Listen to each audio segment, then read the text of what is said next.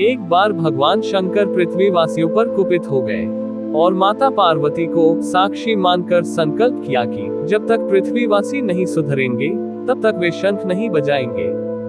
देव जानते थे कि शंकर भगवान शंख बजाएंगे तभी बरसात होगी। इससे घोर अकाल पड़ गया। पानी की एक बूंद तक नहीं बरसी। धरती पर त्राहिमाम मच गया। ऐसे में एक दिन भगवान शंकर पार्वती आकाश में विचरण कर रहे थे तो उन्होंने एक अजीब दृश्य देखा। एक किसान भरी दोपहरी में चिलचिलाती धूप में खेत की जुताई कर रहा है। पसीने में नहाया मगर अपनी धुन में बहुत मगन। जमीन पत्थर की तरह सख्त हो गई थी, फिर भी वह जी जोड़ मेहनत कर रहा था। उसकी आंखों में आत्मविश्वास था और उसके पसीने की बूंदों से उम्मीद टपक रही थी।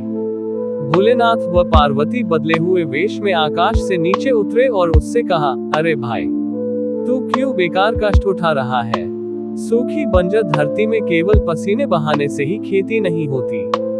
किसान ने हल चलाते चलाते ही जवाब दिया, हाँ बिल्कुल ठीक कह रहे हैं श्रीमान, मगर हल चलने का गुण भूल न जाऊं, इसलिए मैं हर साल पूरी लगन के साथ जुताई करता हूँ।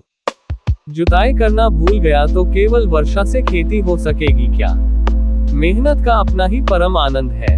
मैं लोभ के लिए खेती नहीं करता।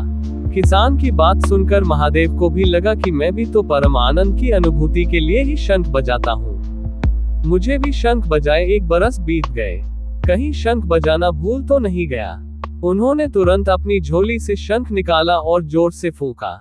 चारों ओर बादल की घटाएं घुमड़ पड़ी, बिजली चमकने लगी और जोरदार बारिश होने लगी। इस वर्षा के स्वागत में किसान के पसीने की बूंदें पहले ही खेत में गिरकर चमक रही थी।